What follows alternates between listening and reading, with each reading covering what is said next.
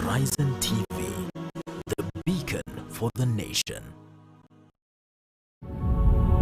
This program is suitable for general viewing.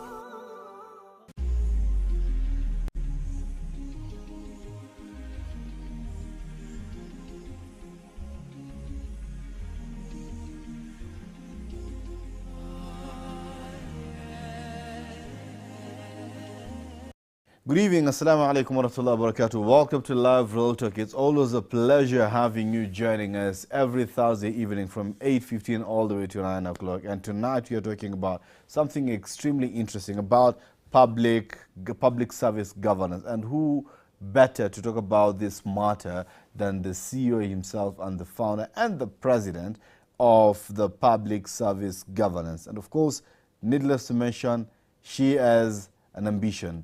She is on a mission. She is on a journey. You are yet to find out. But again, just for you to find out who is Ambassador Esther Waringa. He's a Kenyan strategist and advocate for good governance, known for her leadership in promoting accountable and responsible public service. She is the founder and president of Public Service Governance, that is the PSG, an organization dedicated to enhancing efficiency and effectiveness in public delivery.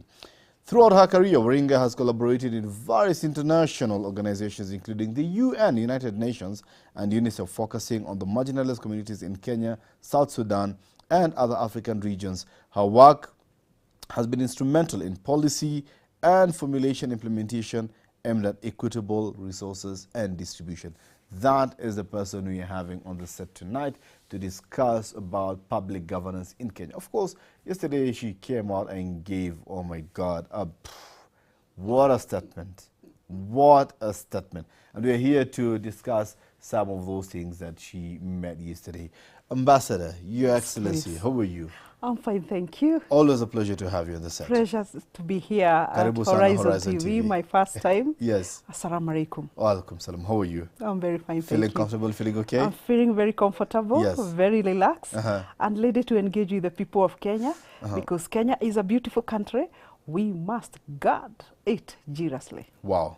Wow, wow. Perfect. For over a decade, Your Excellency, you have been pushing for public service governance. And of course, you've launched the public service governance, right, of Kenya, where you're the CEO, the president, and the founder. Tell us about it. Tell us about the organization. Yeah, thank you. When I worked with the United Nations for about 10 years, both in Kenya and at the continental level, I developed so much passion for governance, and especially because the UN usually focuses on the very, very marginalized areas of any country, and specifically countries at war, and that is why they posted me in South Sudan as a UN ambassador. And when I went there, I was really devastated and disappointed by the political status of that country that had been triggered by political divisions. And I told myself, okay, Esther, now you must throw your weight behind good governance of nations, not only Kenya, even Sudan, Somalia, and other world-suffering democracies. So when I returned back to my country here, I established the public service governance back in 2016. That is when I officially launched the public service governance with an aim of streamlining governance in Africa. And my mandate or my focus or theme was realization of good, accountable, responsible, and peaceful governance in Africa and Kenya for sustainable development. Because I realized, one, without peace, no development. Without good governance of nations, no development. And when that dream came into being, earlier on, before I left for Sudan, before I was posted by the UN in South Sudan, I had already started developing passion for countries without elections, because I was really feeling, and specifically when our country went down on 2007, 2008, but interestingly, the dream of Kenya without elections was birthed in 2002. Yeah, of course, we're going to get to it, yeah? We're just trying to see So first. it has been a journey. You can see it has been a journey. So by the time I'm getting to South Sudan, I was already dreaming, how can we have governments without elections? Now when I was in Sudan is when I stamped and I certified that indeed it's very possible. We cannot have women and children dying because of elections. But now you're talking about good, accountable, responsible, peaceful, and divine governance. Divine governance, right? That is, of course, for as far as the democratically elected government is concerned, to serve its people, correct? Very well. Before we get now to eliminate general elections, first of all is to ensure that even with the current elected governments, we are able to inculcate accountability, responsibility, transparency, and even divinity. That Mwenyezi Mungu ndio chanzo na ndio mwanzo wa mambo yote na serikali zote za dunia. Wale wanamtumikia, they must ensure that they serve the people of God, not serving themselves. So if you have accountable government and responsible government and peaceful government and divine government, then would you have a problem with elections? Beautiful question. We always talk about getting to the root cause of a problem. And I only wish that we can be able to get accountable, responsible, transparent governments based on integrity and on divine authority. If we are able to have that without necessarily competitive politics, then I will be glad. But you realize that what triggers irresponsibility in government, what triggers lack of accountability in government, what triggers corruption to a great extent. You know what? In the Republic of Kenya and probably other nations, mostly corruption is triggered by elective processes. You know why? People may not have money. Like in our country here, we are known all over Africa that our elections are extremely expensive. So anybody in government would go there with a name that I'm going to amass wealth to myself so that I'm able to face the next election's budget, you see? Yes. Yeah, so that's a trigger to for corruption, you see? Your Excellency, apart from divinity, I mean, all these other aspects that you're bringing, all these other loopholes that you're bringing, we have structures that have spoken about it in our constitution. When you're talking about accountability, when you're talking about corruption, when you're talking about good governance, when you're talking about all these other pillars that we just mentioned, there are structures within the constitution. You are very correct. That are trying to provide the balance, the checks and balances for these things. So why not strengthen the already existing institution rather than starting something new? This is it. I agree with you that they are already in our 2010 constitution. But unfortunately, if we don't have somebody who is coming to push these things into people's mind, into people's system, into people's psychology, and especially the leaders, that look, this is not something new. It is something that is already in the constitution. But if it is in the constitution and we are not talking about it, and we are not having people understand what we mean exactly by that, like for example, you would imagine that like last year we had a multi-agency summit where we invited various agencies of government, from the public service to the judiciary to our security agencies, and they came. And you know what we were discussing? The same thing. Accountability, responsibility, transparency, and integrity in government. So we must keep reminding ourselves of these things. So if we don't bring them on the front line, like make them our aim, our focus, our mandate as PSG, they will remain in the constitution and nobody is going to implement them. Right now, in our government, the reason as to why even Gen Zs came out to the streets is because of lack of these things. It's because of lack of good governance, lack of accountability, Basically, it's the lack of the same things you are talking about that are already enshrined in the Constitution. So we need an agency. We need a person to come and make sure that these things are really actually acted on and they are part of the system. They are part of the system. But now we realize that also, if there is something that triggers these things, I would be happy if they are realized through the electoral process. I would be happy. I would be one happiest person if we are able to realize all these things even through the electoral process. But now in our country here, we steal so much in government so that we can be able to finance elections. Secondly, you realize that also our budgets that go into elections are so huge. That money can go into development. So that has been my thinking. Yes. Which I get you 100%, Your Excellency. But again, when you're looking at it, elections is 2.5 or 3 years thereabout away. If you follow the recommendations by the Kriegler Commission, then chances are extremely slim. We're going to have elections in 2027, actually, by the way, because one of the Kriegler Commission's recommendation is that at least an IBC should be in place, right? One full election cycle, which will help them to have the next election. Absolutely. Right? I think. Clearly stated. 3 exactly. years. 3 So, years. 3 full years. Yes, 3 full years. And having right done boundaries and whatever. Yeah, exactly. And voter registration. Yeah, exactly. Nothing is happening. Precisely. Yes. But I mean, as I say, election is they're about 2.5 or 3 years away, thereabout, correct? Yeah. So if we say then we are waiting for all these things until when we have the election and then you can start this process, then what happens to the problems you pointed out about accountability, good governance? What happens to them? Do we wait until we have the election? Casting point, Gen Z saw that we are having the finance bill 2024. It is not favorable. It is hurting us. So what we're going to do, we're going to practice Article 37 of our Constitution. Go out on the streets. We don't want this finance bill. Reject it in totality.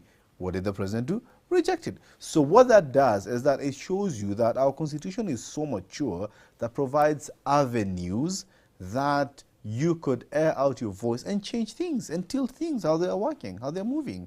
So my question to you then is, do we have to wait until the election, then we start thinking about the problem, how to go about it, how to solve it, or what can we do right now using the structures and the bodies and the ways provided for in the Constitution? That's an example. Okay.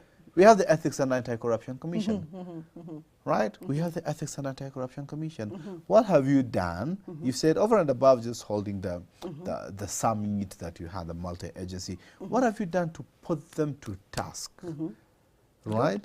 In for example, adhering to the rules, the laws, the processes that have been set and putting the right people behind bars. Very well. We are not going to wait for elections, and we have never waited for elections for us to continue doing what we have to do as public service governance.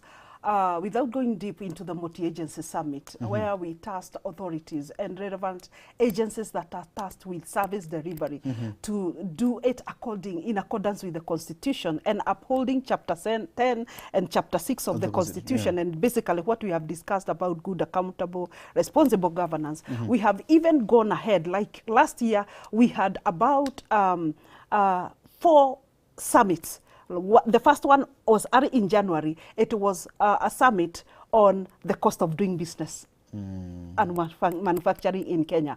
And we were trying to discuss what is the possibility of the PPP, public-private partnerships. Yes. How can we be able to create a conducive environment for investment? You see? Yeah. So we called all business people. We called some government agencies. It was actually to be officially opened by the Minister for Trade then, and but she was not able to come. But we had key business people, and we discussed very strategic interventions, including the Kenya generation, what do we call them? The Kenya Independent Power Producers, KenGen, so that we can see how we can reduce the cost of power, so that we can be able to continue doing manufacturing without necessarily high cost. You remember, early January, we had very high cost of commodities, including unga. So our intervention was to do what? To try and reach out to the relevant agencies who can be able to be the key people to influence the processes, including manufacturing and everything, so that we reduce the cost of unga. That was one. Secondly, we initialized a bill. Currently, right now, it is going through the Trade and Industrialization Committee of the Senate. The bill is the Public Service Governance Bill on Affordable Kitchen Bill for all women in Kenya. The bill is seeking to zero rate 5 major items: the unga, the rice, the cooking oil, the wheat flour, and the gas. The bill is almost zero rated. Yes. Not exempted. Zero rated. So you can see some of the interventions. So very soon the bill will be going through its first reading. Yeah. Then we have had several sittings also with the Ethics and Anti-Corruption Commission, especially when Archbishop Wabukara was, even during the time of Piero Lumumba, I sat with him on matters how to decapitate corruption in this country. So we have been trying to take one intervention after another. And of course, this one even of having summits, and we are having another one in February, bringing all these agencies together. You see what we are going through as a country through abductions. Yeah. Yes, we want to make it clear, even if it is in our constitution and it is in other roles, about what is the clear role of an IG, Inspector General of Police, all our security agencies. What is their role? Do they understand that clearly? We remind them. The DCI the same, NSIS the same, the judiciary the same, the public service. So we have been trying to ensure good, accountable, responsible, peaceful, and divine governance in the process. Even before election? Even before election. I want you to hold your finger. Election will just come to be a catalyst. Do you remember catalyst during the time we were doing chemistry? Yes, that speeds up something reaction. that speeds up reaction. So, Madam President, being the sixth head of state, will just be a catalyst of what we've been doing. I'm telling you. With authority, Yes. with authority, we can be able to do much more. Perfect. I'm here with Her Excellency Ambassador Esther Waringa, also known as the sixth and the first women president in Kenya, inshallah. And we are due for our first break, actually 36 minutes, 33 minutes past our first break. I want to ask you to please do not touch that dial, because you're going to be back and find out more about exactly what she said yesterday. She said that according to Infotrack, 76% of Kenyans believe that Kenya is headed in the wrong direction. Are these qualitative or quantitative statistics or data? Does she believe in them? If yes, can she provide data or anything that would support this statement? This and much more after the break.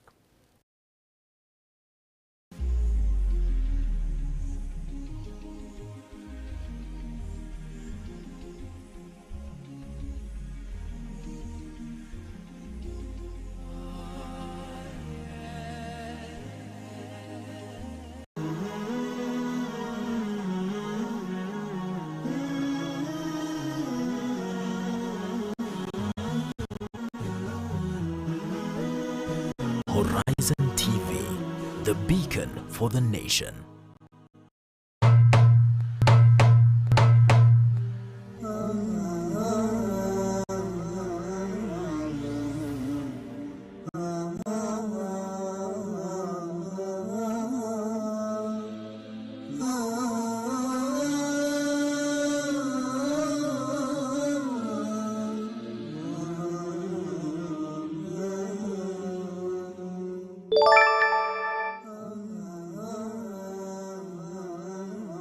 Katika kipindi kijacho.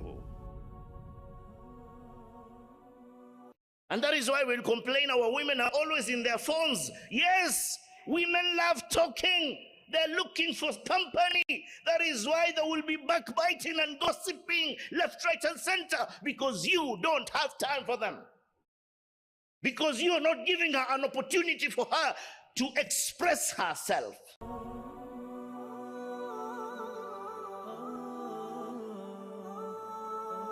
Are you looking to stay informed about the amazing stories within the Muslim community?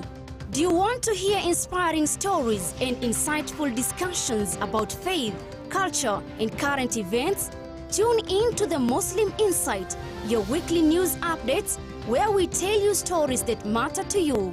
The Muslim Insight, informing, inspiring, every Friday from 8 a.m. with me, Zamzam Ahmed.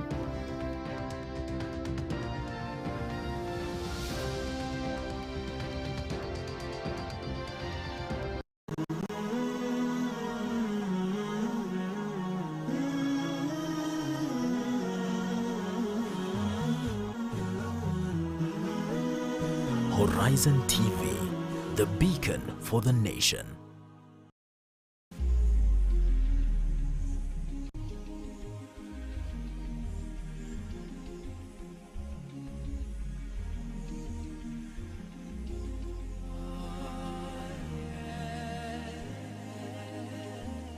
Assalamu alaikum and welcome back. We are talking about public service governance, and I'm here with Her Excellency Ambassador Esther Waringa, Elias the Sixth. Her Excellency, karibu sana. Before we go on to the statement, what you mentioned yesterday, you mentioned that you've presented, you've crafted, you've come up with a bill that is currently at the Senate. And I'm thinking in the next few months, we're going to hear about Finance Bill 2025. Yeah. I'm just thinking aloud, have you considered or putting that bill into like a recommendation and take it to the Budget and Appropriation Committee of the National Assembly, because very soon they're going to start the whole budgeting process, which then will lead into the finance bill. And I think that would be the right channel to talk about it, because it is at that committee that they are going to talk about the budgets and appropriations, which then will give birth to the finance bill. Budgeting, zero rating, tax exemption, they're all going through that bill, committee. I think that's a good proposal that I not thought about. But, you know, since we had started already the process with the Trade and Industrialization Committee, and it's already actually going now to the first reading, you may not want to interfere with the process right now until they guide accordingly. That probably now this bill we can probably submit it to the Budget Committee in National Assembly. So you'd allow the Senate to proceed so that you don't do double entries. I don't know what would stop you from just putting it as a proposal instead of just putting it as a bill, putting it as a proposal. That should be maybe considered to be entered into the finance I think then bill I would buy your the idea. appropriation bill of 2025. Thank you. Yeah, I would consider that. Why not? Yeah, I would consider that. Now come to what you said yesterday. 76%, if I can read and cut. You say that according to Infotrack, 76% of Kenyans believe that the government is headed the wrong direction. There's a very big percentage of population that cannot be ignored. Absolutely. This is a big population. We are talking about 76% of the population according to Infotrack. It's a statement. Forget it's about not qualified. Infotrack. No, forget about Infotrack. It's a statement that has not been qualified. Listen. 76% Listen. Forget about Infotrack. Okay, forget about the 76%. Yes. Consider the number of Gen Zs that were on the streets last year. What are they talking about? What percentage do you estimate that? What are they talking about? They were talking about bad governance. Same case. Is it bad governance or finance bill? What is lack of... What do you call lack of proper finance bill process, or lack of maybe a lack of wananchi inclusion, the citizen inclusion and public participation in the finance bill process? What do you call that? Bad governance. It's part of bad governance, yeah? Come on, they were not Excellency. in the streets because of finance bill. Why yeah? They were, listen, listen, my friend. They were also complaining about, do you remember the cabinet ministers who were not performing? Yes. Now, are you agreeing with me that Gen Zs were on the streets because of bad governance? Not on a finance bill. All that Gen Zs were talking about 3, 4, 5 items totaled to bad governance. And that is what we define bad governance to be. When you bring cabinet ministers who don't qualify, people who just brought you majority votes, and then you just donate cabinet seats to them without merit, without capacity to deliver, without competence, then that is bad governance. And that is part of the reasons why Gen Zs were on the streets. So actually, according to the 76%, and I'm telling you, you can even decide to put the Infotrack information aside about the 76%. The number of Gen Zs that were in the street countrywide is a clear indication that a big population of Kenya citizens are not, I will not use fed up, it's not a good statement, are not comfortable with the way things are being done in this country. Remember, my friend, that after Gen Zs went to the streets and complained about incompetence of cabinet ministers, what happened thereafter? We saw political... We saw the broad-based government was formed instead of addressing the things that were affecting the Gen Zs in terms of give us competent cabinet ministers. And further to that, now again, what is happening? Now again, Parliament in a few will be vetting and appointing, for appointment other cabinet ministers who are on another political lineup. Come on. That is negating the principles of good governance, because we are negating accountability, responsibility, and integrity in governance. So these are some of the things that have failed the government. These are some of the things that are ailing this country.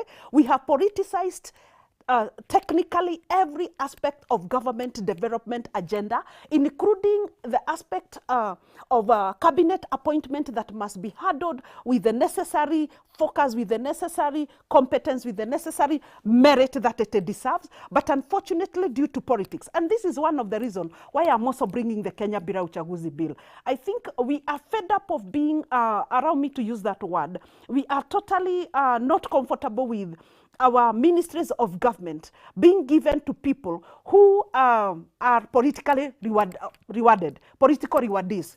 Just because they were vocal in a presidential candidate's, not this time Ruto only, they were vocal in a presidential candidate's campaign journey, then they are rewarded because they assisted the president to bring votes. And until we change this focus, then the country is headed the wrong direction. Because even as we talk right now, I don't want to repeat myself, the 4 or 5 cabinet ministers who will be going to parliament for vetting are not coming because they are competent. They are coming in because of another political formation towards 2027 general elections. Before you engage me on another point, look at this. Visualize a scenario whereby we don't have elections 2027. Things could be done a bit better and a bit correct. So we need an oversight authority that will be able to oversight the public service delivery. And that is why the public service governance, we are there. And we are opening our eyes even to see and look at the vetting process that is ongoing on. And sometimes I tell myself, now, Madam Esther, sometimes we talk to these people, try to promote good governance. We tell them, look here, this is not the way to appoint cabinet ministers. This is not the way to do public appointments. But because they are not listening, you decide then to be an authority. You decide then to be a president, so that you can be able, from the top, you'll be able to give the necessary and the right directives that can be able to be adhered to. Otherwise, we have been promoting good governance for a long time. We have been talking to them, but who will listen? Your Excellency, please indulge me in this thing. Yeah? Thank you. It's good. You brought your points, right? Right. According to some officials from the ODM, for example, yes, that the president sought the advice from their experts to bring them into the government, right, to help them steer the nation. So just indulge me. Let's take a Kassim point. For example, the CS Treasury, correct? John Buddy, right? This, do you believe he is qualified to hold that position? With his accolades, with his qualifications? I'm not comfortable with that because, one, even the way and the procedure and the process that positioned him as a cabinet minister. Beyond that, I'll just look beyond that, if possible. For a moment, let's look beyond that. Let's look at his qualifications. Do you think with his qualifications he qualifies to hold that position? No, I still don't think so. As long as he is serving a political formation, okay, he's serving a political, allow me to put it. Is he really yes. a political formation? Yes, absolutely, yes. Remember that he's one of the person who spoke against the finance bill. Yeah, you get my word? Yes. When he got into power, he said what? There are some sections of the finance bill that will be looked into during my administration. Why? Because now he is in government, the same government that was supporting the finance bill 2024. Example, so it is so sorry that the Gen Zs, what do you think? How do you think they felt, the Gen Zs? Felt betrayed. Sorry? Yeah, they felt betrayed. They felt bad. Good. Yes. So, for example, who would you rather have hold that position instead of John Buddy? Or how would you rather that selection to be made? Yeah, not really an individual, but the president could have opened the appointments up. Instead of reaching out to another political formation for his own personal gain, the president should have opened up, and I think I made a statement, and a very strong statement in this country about those appointments. And I said that the Public Service Commission, what is their work? Their work is to oversight the public service delivery, including public service appointments. And the president should have sat down with the then chair of the Public Service Commission and he could have sought counsel on how they can be able to bring qualified people. And I said, actually, I remember I was on television, and I said, why don't we open up this appointment even to Kenyans who are abroad, technocrats, professionals, to apply to the Public Service Commission to be cabinet ministers? What if that's the person that the Public Service Commission recommended? What if? That was different. Okay, that was... What if? That was very different. But as long as, listen here, my brother, as long as he's coming from a political party that has interests in government, you are done. Even if he's, now, how many professionals do we have in government, but they don't serve the people of Kenya professionally, they serve political interest? How many professionals? So many of them. But they don't execute their mandate according to their professionalism. They execute their mandate according to some political circles. For example, how many professionals do we have in parliament? Several, right? How many bills? Now, the way they pass bills in parliament, is it according to their professionals, or they're singing the song of one person that there's? Look at even the impeachment. Do you know, it was quite interesting. Listen to this. During the impeachment, parliament was full up to midnight or past midnight. Yes. The following day, they were discussing something to do with public service delivery. The speaker had to invoke, I think, standing order. Is it 36? Yes. To get a quorum. My brother, professionalism is out of governance in this country. It's completely ignored in this country. What we are looking for is political alignments and who can impress who. This must come to an end. And I'm saying this as the president of public service governance. Kenya is bigger than any politician. And it gets to a level where I say, I wish I'm able to take this government tomorrow. We can change things overnight because people are suffering, my friend, there. When heavy, mighty, and able politicians are coming together and coercing together for their own personal interest, the people of Kenya are suffering. The children of Kenya are suffering. The women of Kenya are suffering. You see? So the best thing is to form a government that has the people at heart, and every government interventions revolves around the people's interest. But not, you know, the funny thing is that even the president right now believes through his better plan, that is a bottom-up economic transformative agenda, he's changing people's lives. He believes that he made moves to try and stabilize the economy, and that he brought the currency, he stabilized Kenyan currency, and that the hunger prices are down. So every presidential candidate or every politician believes that he's doing that.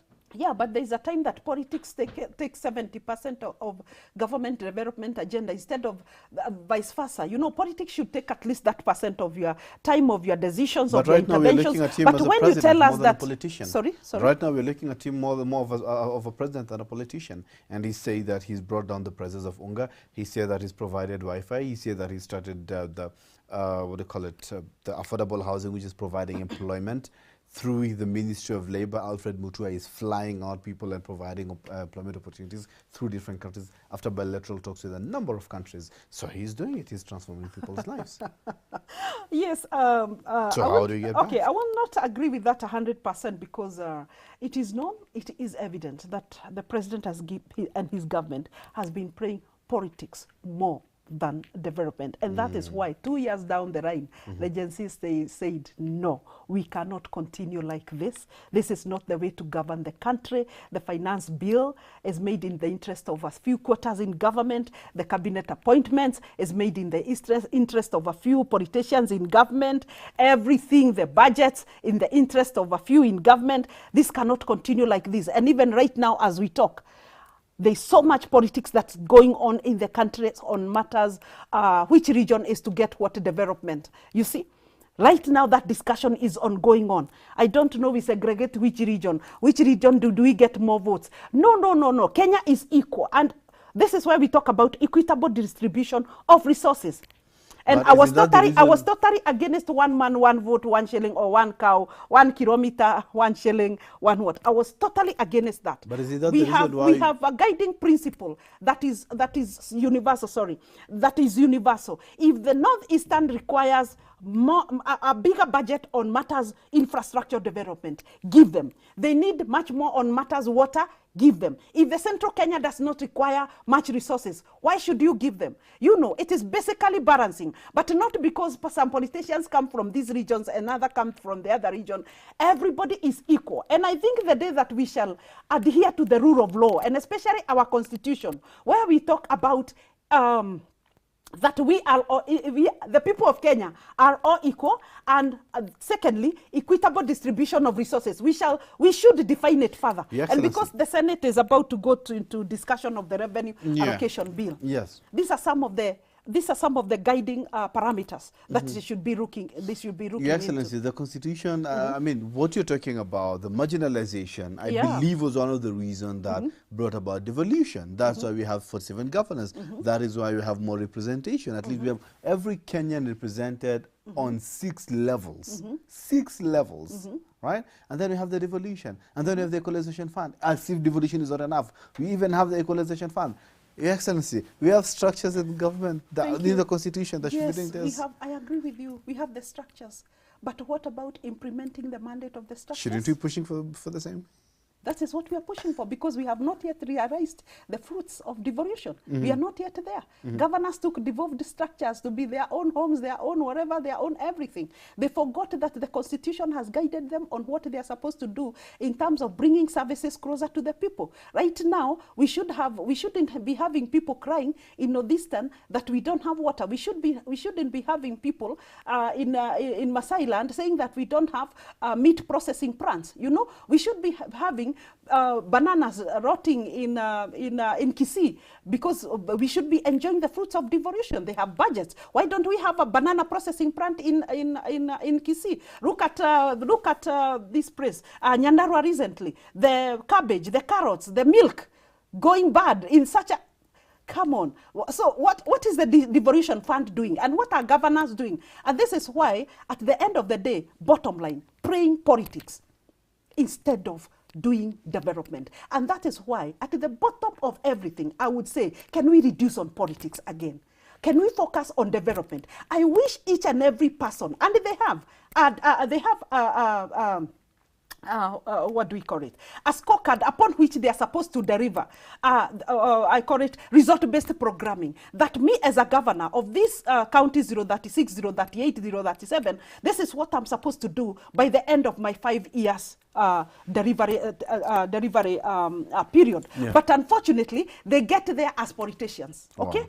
To make their name great. They construct a toilet on a so-and-so. That is government money.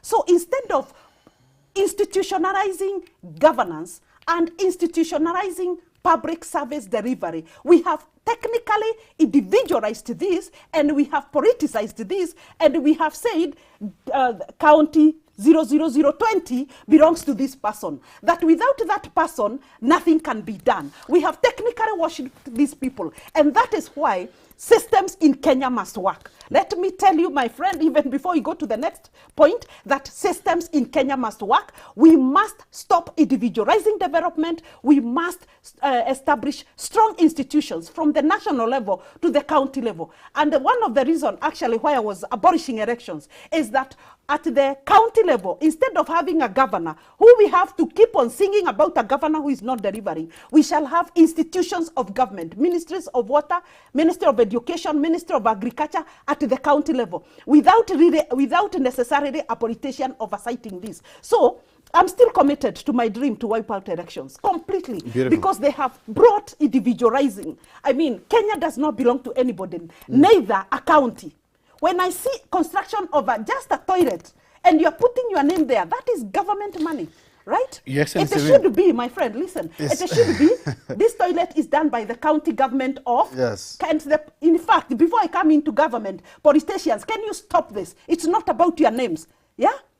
I see the right. It's not about the names of these individuals. The members of parliament write NGCDF, yes. And then they write that. It should be NGCDF, period. Period. Okay. Forget about the names. Your Excellency, what I'm reading from you is that one of the things that's making you really uncomfortable is the politicization of our nation and everything, correct? In the interest of time, I'm just going to ask you the last question. In business, there is a very simple concept of supply and demand, right? And Kenya, I mean, it's an open secret that we are a political nation. We start the next election cycle immediately after finishing the other, right? Yeah. And my question is, the fact that our politicians are supplying us with politics and politicking, don't you think there is a demand for political activities and politics? That's why they are constantly in business of supplying us. And thus, coupled up with that question as well, is that then, is the problem really the politicians or the people who are demanding for the politics? Both of them. So then that means where exactly is the problem? Where exactly do we need to put a lot of effort? Is it in the political class to ask them to stop politics, or to the citizen and doing more civic awareness for them to stop encouraging politics and demanding for accountability? Now, it's both. And the third, I add, we also bring to an end systems that has brought this into being. Because as long as the people of Kenya know that we have elections 2027, they will continue worshipping these politicians who are not delivering, and the politicians will continue politicking as long as there is the next elections. You've put it very right, that after every election, immediately the government gets into power today. Tomorrow, they start discussing the next election. Right now, formations are being discussed up to 2032. This must stop. We should be discussing how do we get sustainable water in Turkana. This is the debate that I want the country to discuss, not who shall we have 2032. You know, we are a country that discusses